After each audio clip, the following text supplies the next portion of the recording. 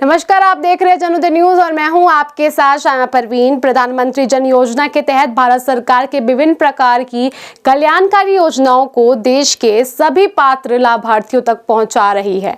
इसी को लेकर हमारी संवाददाता ने बीजेपी के राष्ट्रीय महामंत्री प्रवीण बंसल से बात की। आइए आपको दिखाते हैं।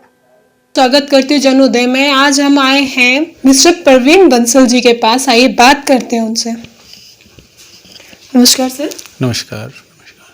सर, जैसे कि अभी सबसे बड़ी समस्या एक पर चल रही है पूरे भारत देश में, किसानों की, उस पर आपका क्या कहना है? काफ़ी बार मोदी जी ने उनसे बात करने की कोशिश की है, हर बार वो लोग टाल दे रहे हैं, कुछ ना कुछ ऑब्जेक्शन उठा रहे हैं, उस पर आपका क्या कहना है?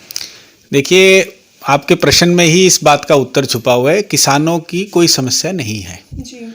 किसान पूरे देश भर में बहुत हर्षोल्लास के साथ जी। जो किसानों के ऊपर माननीय प्रधानमंत्री जी के नेतृत्व में जो बिल लाया गया है जी। वो एक आंदोलनकारी बिल है जो 70 साल के इतिहास में केवल किसानों की कल्याण की दृष्टि से उस बिल को लाया गया है। जी। और रही बात इसकी कि कौन लोग परेशान हैं, देखिए, जो देश विरोधी ताकतें हैं, जो देश को तोड़ना चाहती हैं, देश में एक अलग तरह का माहौल खड़ा करना चाहती हैं, ये वो ताकतें हैं जो किसान की आड़ में गवर्नमेंट को, सरकार को, भारत सरकार को और आम जनता को परेशान करने का और पथ भ्रष्ट करने का प्रयास कर रही है। किसान इस बिल से बहुत खुश है और पूरी तरह से इस बिल का समर्थन कर रहा है। केवल और केवल जो बिचौलिए हैं, जो किसान की आय को ना बढ़ने देने के संकल्प को लेकर लगातार काम करते रहे हैं, सारा जो आमदनी है वो बिचौलियों के जेब में जाती थी, इसी वजह से वो लोग परेशान हैं। किसान की आय को दुगना करने का संकल्प लेके हमारे माननीय प्रधानमंत्री जी लगातार 6 वर्षों से केंद्र में बैठी सरकार इस काम को आगे बढ़ा रही है और हम संकल्पबद्ध हैं, जब तक किसान की आय को दुगना नहीं कर देते प्रधानमंत्री जी लगातार इसी प्रकार की योजनाओं को और इसी प्रकार के नए कानूनों को लाते रहेंगे। जी। मगर जो किसान हैं वो कह रहे हैं कि हम इस कानून को जब तक वापस नहीं कर देंगे तब तक यहाँ से नहीं हटेंगे, पर सरकार तो पूरी तरीके से अपनी कोशिश करने में लगी हुई है कि उनको मना सके।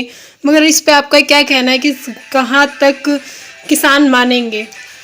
देखिए, किसान हमारी बात को समझ रहे हैं। लगातार सरकार इस विषय को लेके किसानों के जो नेता हैं, जो प्रतिनिधि हैं, उनके साथ चर्चा कर रहे हैं और चर्चा काफ़ी हद तक सफल है।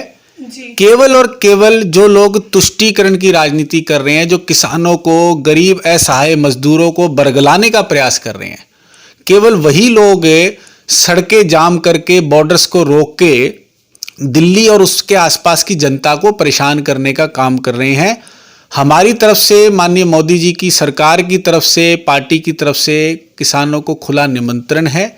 वो जब चाहें आके हमारी सरकार से, हमारे केंद्रीय कृषि मंत्री माननीय नरेंद्र तोमर जी से आके बात कर सकते हैं, अपनी चिंताओं को रख सकते हैं। सरकार केवल जन कल्याण और कृषि कल्याण और कृषक कल्याण की दृष्टि से इस बिल को लेके आई है। हम लोग वचनबद्ध हैं कि केवल इनके हित के लिए हम लोग कार्य करेंगे और जल्दी ही इसका कोई ना कोई समाधान सरकार निकाल लेगी। सर, जैसे कि अभी सुनने में आया है ब्रिटिश की तरफ से एक कोरोना का दूसरा रूप भारत की तरफ आ रहा है और काफ़ी वहाँ से लोग भी आए हैं भारत में, इस पे सरकार क्या करेगी? देखिए, सरकार पूरी तरह से सजग है। आपने देखा है कि इतनी बड़ी आबादी होने के बावजूद भी जो कोरोना का जो फैलाव हुआ है, जो संक्रमण हुआ है, उसमें बहुत तेजी से जो केसेस हैं उसमें कमी आई है। माननीय अमित शाह जी ने लगातार, अगर दिल्ली की बात करें तो जब आंकड़े पूरी तरह से विस्फोटक हो गए थे और दिल्ली सरकार विफल हो गई थी कोरोना को रोकने में, उसकी रोकथाम में, तो माननीय अमित शाह जी ने पूरी कमान, पूरी बागडोर अपने हाथ में ली। दिल्ली की जनता की चिंता करने की दृष्टि से आंकड़े पूरी तरह से कंट्रोल में हैं। जहाँ तक नए स्पेसीज की बात है, जो आप कह रहे हैं कि एक नया प्रकार, एक नया किस्म कोरोना का ब्रिटिश यूके से निकला है और भारत में पहुंचा है, ठीक है, हमारे पास बहुत से ऐसे यात्री हैं जिनकी वजह से वो संक्रमण हो सकता है भारत में आया हो, परंतु जो हमारे एम्स के निदेशक हैं डॉक्टर रणदीप गुलेरिया, आप उनकी अगर बात पे, उन्होंने अभी कल ही इसका स्पष्टीकरण दिया है मीडिया के माध्यम से, उन्होंने बड़ी स्पष्टता के साथ इस बात को रखा है कि इस स्पीसीज से डरने की आवश्यकता नहीं है। इस प्रकार के लगातार जो म्यूटेशन इस वायरस में हो रही है, वो लगातार हर 15 दिनों बाद इस वायरस में म्यूटेशन हो रहा है। उन्हीं म्यूटेशन में से एक प्रकार ये भी म्यूटेशन की है जो यूके के जरिए जिसको आगे फैलाया गया है या फैला है वो। तो इसमें चिंता करने की जनता को जरूरत नहीं है, सजग रहने की जरूरत है और अपने आप को बचाव करें, लगातार सैनिटाइजर और मास्क का इस्तेमाल करें और इसी में बचाव है और इसी में इस बीमारी की रोकथाम है। जैसे कि नववर्ष आ रहा है और लोहड़ी और मकर संक्रांति आ रही है, उसके ऊपर आप क्या कहना चाहेंगे जनता को? देखिए, आपको पता है 2020 हम सब के लिए बहुत सारी चुनौतियां लेके आया है। जी सामाजिक जीवन अस्त व्यस्त हो गया है जी और कारोबार की, घर गृहस्थी की जो रफ्तार है उसमें कहीं ना कहीं कमी आई है, धीमी हुई है वो गति।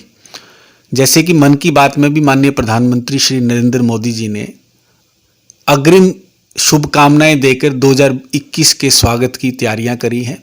मैं उसी बात को दोहराते हुए समस्त जनता को हमारी पार्टी, जो कि विश्व की सबसे बड़ा राजनीतिक दल है भारतीय जनता पार्टी, उसकी तरफ से, हमारे इस जिले के अध्यक्ष भाई देवेंद्र सोलंकी जी की तरफ से, हमारे पार्टी के प्रदेश अध्यक्ष भाई आदेश गुप्ता जी की तरफ से और हमारे पार्टी के राष्ट्रीय अध्यक्ष माननीय जेपी नड्डा जी की तरफ से, जो कि आज की तारीख में अस्वस्थ हैं, उन्होंने भी शुभकामनाएं सभी को प्रेषित की हैं और ऐसी कामना करते हैं कि 2021 का जो वर्ष लगेगा वो हम सब के लिए अच्छा हो। सबकी लंबी आयु की कामना करता हूँ, सबके स्वास्थ्य की कामना करता हूँ। साथ ही साथ मकर संक्रांति जैसा जो बड़ा त्यौहार है जो खुशियाँ लाता है, उसकी भी शुभकामनाएं हैं, पोंगल की भी शुभकामनाएं हैं और लोहड़ी की भी शुभकामनाएं और इसी के साथ नववर्ष 2021 की ढेरों आपको शुभकामनाएं और हार्दिक बधाई। धन्यवाद सर। धन्यवाद, नमस्कार। Please like, subscribe our channel Jan Uday and hit the bell icon.